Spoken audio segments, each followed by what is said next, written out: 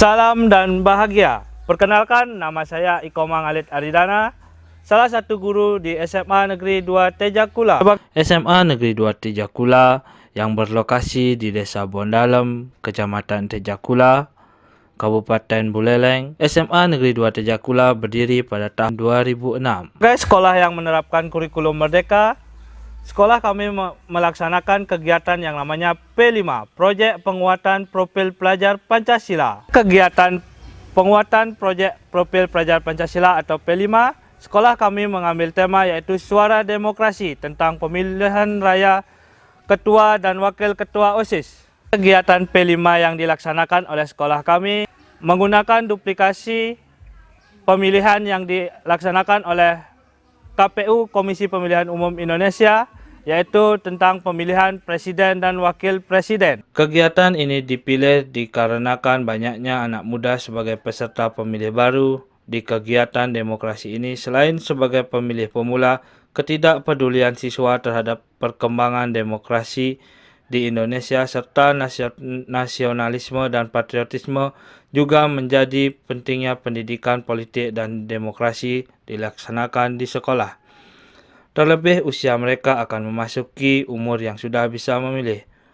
Pada perencanaan kegiatan P5 Suara Demokrasi ini mengalami beberapa kendala atau hambatan, diantaranya mengenai proses pelaksanaan, sarana dan prasarana pendukung, lokasi diadakannya, serta siapa yang akan dilibatkan.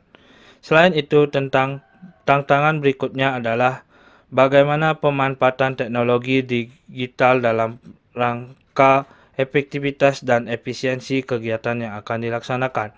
Dari beberapa kendala dan tantangan tersebut, tim pelaksana kegiatan P5 di bawah bimbingan dan arahan dari kepala sekolah serta manajemen sekolah, tim kegiatan P5 mengambil hasil diskusi Suara Demokrasi dengan topik Pemilu Raya Sekolah Demokrasi Mudah Langkah Merdeka. Adapun beberapa kegiatan yang dilakukan diantaranya yang pertama meliputi kegiatan sosialisasi P5 dan pemberian materi pemilu oleh narasumber. Yang kedua adalah setiap kelas dari kelas 11 akan menjadi sebuah partai politik yang dipimpin oleh ketua umum partai yaitu ketua kelas. Kemudian wali kelas akan berperan sebagai ketua dewan pembina, sedangkan anggota siswa kelas akan menjadi anggota partai.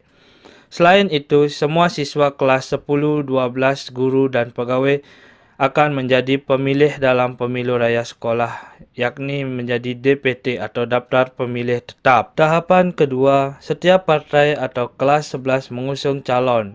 Terjadi sebuah dilema politik di sekolah saat pelaksanaan P5, dikarenakan ada sebuah partai yang memiliki dua calon ketua OSIS sehingga dilaksanakan konferensi pers tentang penetapan calon dari masing-masing partai melalui channel YouTube sekolah. Yang selanjutnya adalah deklarasi kampanye damai dari ketua OSIS dan wakil ketua OSIS dan partai pengusung dengan menandatangani berita acara pemilu damai yang disaksikan langsung oleh KPU Kabupaten Buleleng.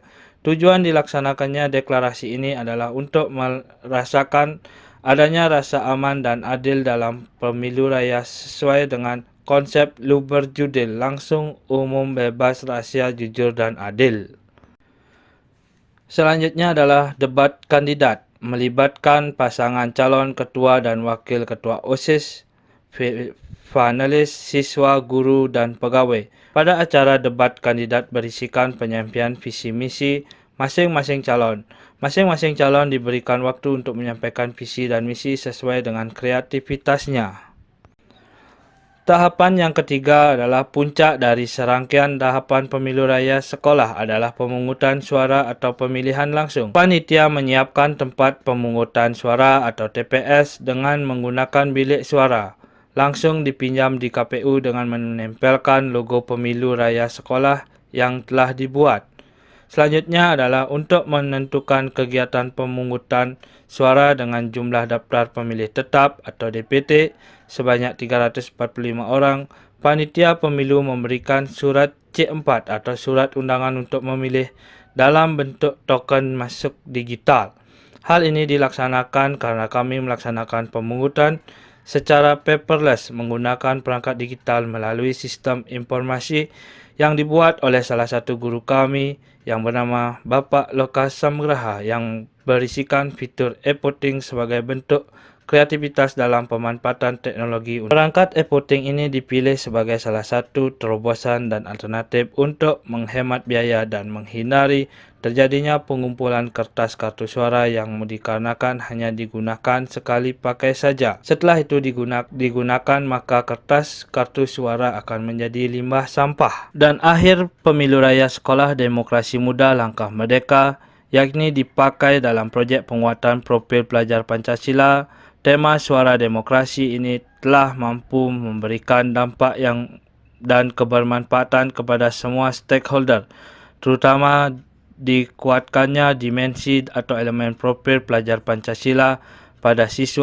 Yang pertama, bernalar kritis, bergotong royong, berkebinekaan global, dan kreatif.